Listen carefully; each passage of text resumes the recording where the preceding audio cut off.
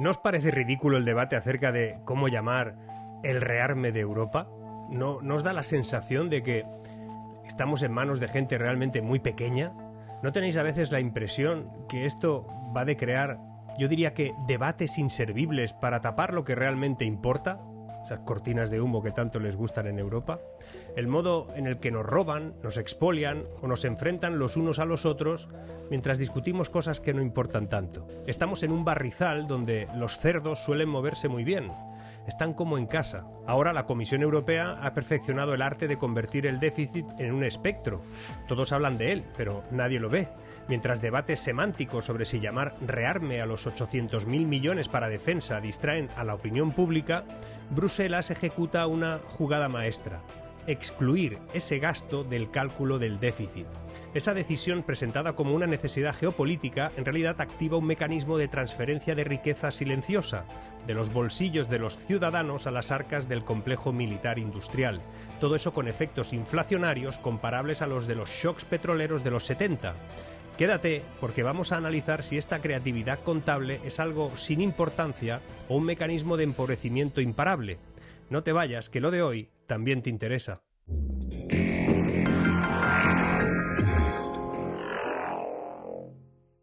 La Unión Europea se encuentra en un momento definitorio, marcado por una coyuntura internacional que, aparte de volátil, impera la necesidad de fortalecer una arquitectura de seguridad. Bien, la ambiciosa propuesta de movilizar la colosal suma de 800.000 millones de euros durante el próximo lustro se enmarca en la estrategia de preparación 2030, como le denominan, y ha desatado un debate público que lamentablemente se está quedando, yo diría que en la superficie, centrándose casi exclusivamente en una cuestión semántica. Discuten sobre si es apropiado el término rearme para describir esta iniciativa de defensa. Las objeciones de líderes como el presidente español Pedro Sánchez y la primera ministra italiana Giorgia Meloni, quienes han manifestado ya su preocupación, están muy preocupados, por la potencial confusión o susceptibilidad que tiene la palabra rearme, pues que podría generar entre los ciudadanos algo que no es real, y por eso han inducido a la Comisión Europea a reconsiderar su estrategia comunicativa, de eso que saben tanto, mostrando una sorprendente flexibilidad en la elección del vocabulario. La cruda realidad es que, mientras la opinión pública se distrae con esa controversia sobre la denominación del plan, se está gestando, y eso sí es importante, una decisión de calado importantísimo, con implicaciones trascendentales para el futuro económico de todo el continente y probablemente del mundo: la exclusión del gasto militar del cálculo del déficit. Esa medida, amparada por la necesidad de agilizar la inversión en capacidades militares ante la creciente inestabilidad global, va a permitir a los Estados miembros adquirir avanzados sistemas de armamento, por ejemplo, Eurofighters, equipar a los ejércitos con fusiles nuevos, cañones de última generación, mil cosas, proveer uniformes sin que todas estas cosas, todos estos desembolsos, se tengan en cuenta a la hora de evaluar, de alguna manera, el cumplimiento de los límites de déficit establecidos, siempre habían sido muy estrictos por la Unión Europea.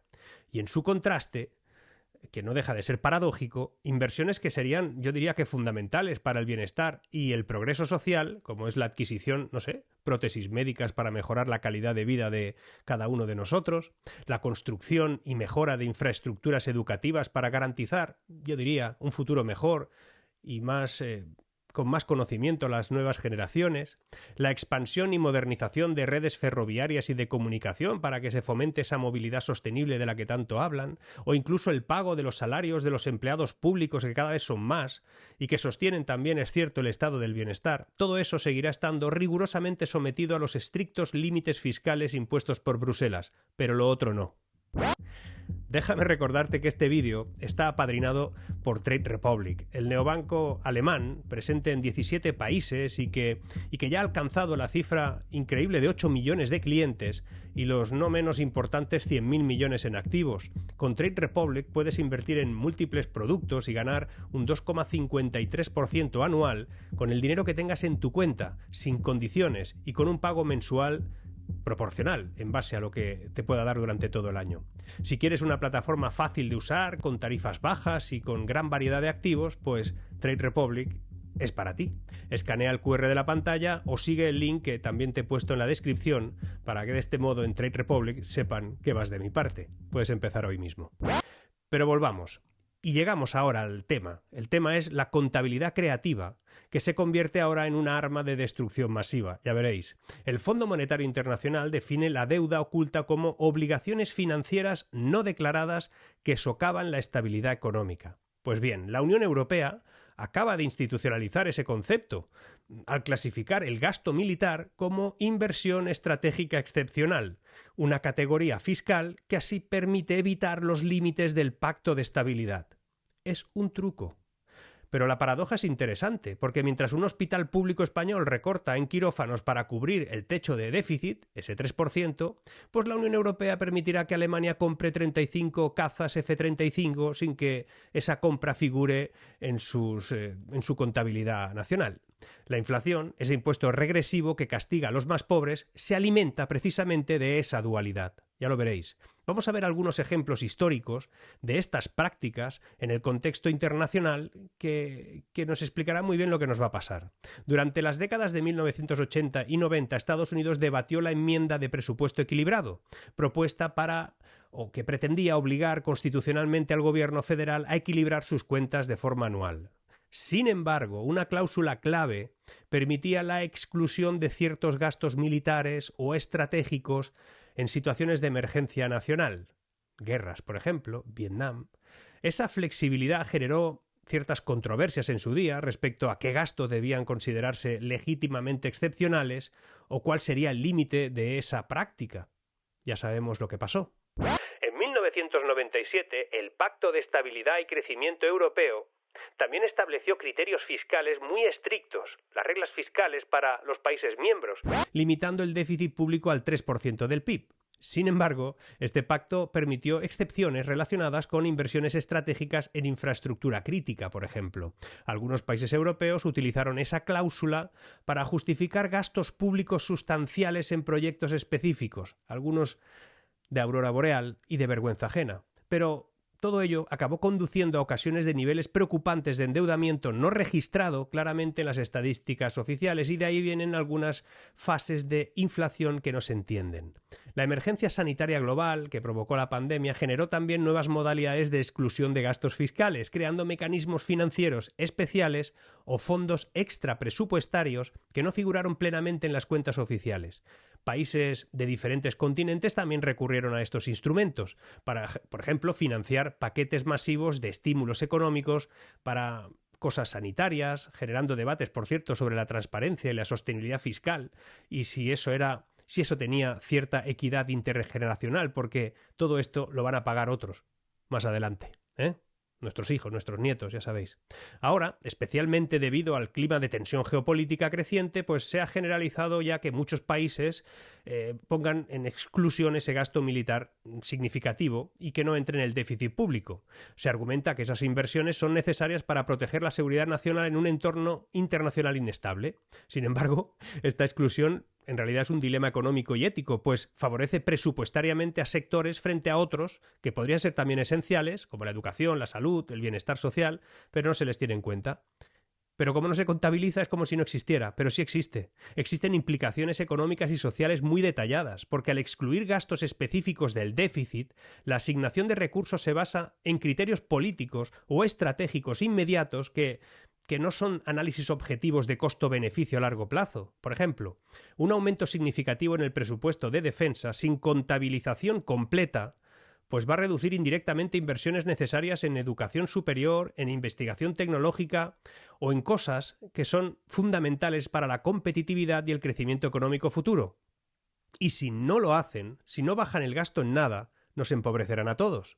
La deuda oculta generada por esas prácticas se convierte en una auténtica bomba de tiempo financiera. El caso de Grecia durante la crisis de deuda europea del 2008 al 2010 es un ejemplo de cómo la ocultación sistemática de gastos reales explota tarde o temprano, repentinamente, y conduce a una crisis económica severa, con ajustes draconianos y sufrimiento social prolongado. La transparencia fiscal es esencial para mantener la confianza pública y la credibilidad institucional. ¿Quién va a creer en esta gente que dice que no se contabilice una parte del gasto? La percepción ciudadana de que los gobiernos manipulan cifras fiscales erosiona la confianza en las instituciones, generando, no sé, yo diría que un tipo de cinismo y escepticismo del cual se dificulta la implementación futura de políticas económicas que puedan ser necesarias y que puedan ser impopulares. Hay incrementos significativos en gastos no productivos que particularmente son financiados mediante deuda oculta y expansión monetaria encubierta, y todo eso provoca inflación persistente, enganchosa. Nos empobrece a todos. ¿Pero esto de qué va? Esta inflación además afectará negativamente al poder adquisitivo de todos, especialmente a las clases más vulnerables, que destinan una proporción más alta de sus ingresos al consumo básico.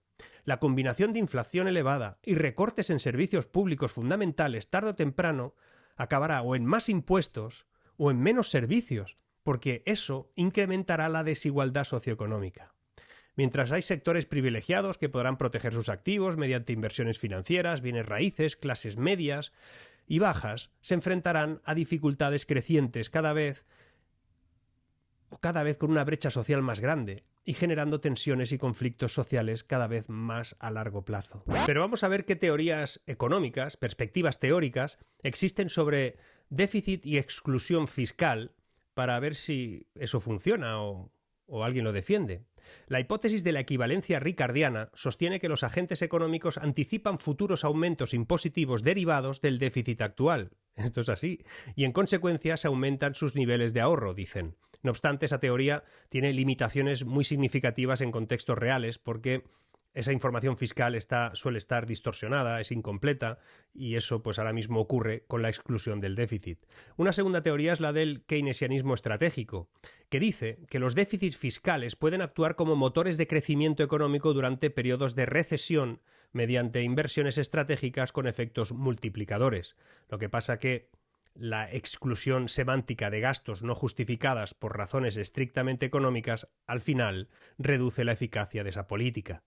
Existe una tercera, la teoría del desarrollo económico, también conocida como Musgrave. Richard Musgrave defendió inversiones estatales masivas en infraestructura y también en capital público, de manera que él decía que eran necesarias para el desarrollo económico sostenido, y lo hacía sin contemplarlo, o por lo menos sin justificar ciertos niveles de déficit. Esa teoría enfatiza la transparencia y la evaluación crítica de cada inversión, que en realidad es algo muy complicado para la exclusión de gastos específicos. Existe otra, el constitucionalismo fiscal. Este enfoque defiende establecer constitucionalmente límites estrictos al déficit público, con cláusulas especiales solo para emergencias claramente definidas. Aquí la exclusión arbitraria de gastos, en este caso, socavaría directamente los principios fundamentales del constitucionalismo fiscal y convertiría las reglas fiscales, ahora sí, en papel mojado. Una quinta sería la teoría monetaria moderna, la MMT, que postula que algunos países con moneda soberana pueden permitirse déficits significativos siempre que controlen estrictamente la inflación. Algo que es muy difícil, ¿eh? Sin embargo, enfatiza que la transparencia absoluta en la contabilización de esos gastos para que los ciudadanos entiendan plenamente las implicaciones fiscales de esas decisiones es fundamental, algo que no va a pasar ahora. En definitiva, ninguna teoría que se conozca respalda la exclusión permanente de gastos del déficit sin ningún tipo de condiciones. Esto se lo han montado aquí en Europa y se lo está tragando todo el mundo porque discuten si se le llama rearme o se le llama desarme, yo qué sé. La contabilidad creativa transforma las reglas fiscales en un teatro. La historia muestra que esas prácticas, aunque son útiles en crisis puntuales, no digo que no, lo que hacen es erosionar la transparencia, alimentan burbujas de deuda oculta. El desafío sigue siendo distinguir entre inversión genuina y gasto clientelar disfrazado de estrategia. Las élites actúan como niños a veces, volteando el reloj de arena. Mientras la arena es visible, el déficit oficial parece controlada. La oculta, en este caso deuda militar, acumula la presión. Cuando el último grano caiga, el sistema entero se va a fracturar. Zygmunt Bauman alertaba sobre la modernidad líquida donde lo sólido se disuelve en el aire. La Unión Europea, al volatilizar su déficit en contabilidad etérea, no hace sino confirmar que el proyecto europeo está vacío de contenido mientras se llena de armas. Y ojo, porque estamos sentados sobre una bomba de relojería inflacionaria. La inflación no es más que el gemido de una economía donde la mentira fiscal ha sustituido a la productividad real. Como en el Gran Gatsby, las élites festejan mientras las luces de la prosperidad europea se apagan, tras un muro de deuda invisible. El problema no es que no veamos el déficit, sino que ese déficit sí nos ve a nosotros y viene a cobrarse su factura con intereses inflacionarios, ya veréis. Esto va de empobrecernos a todos mientras algunos aseguran que cada vez somos más ricos. Es de locos. Un día te despiertas y no tienes nada y encima no puedes ni quejarte. Digamos a esto que no, que los gastos se tienen que saber, que si hay déficit se tiene que conocer y si hay que reducir otras cosas, que nos expliquen cuáles. Seguimos.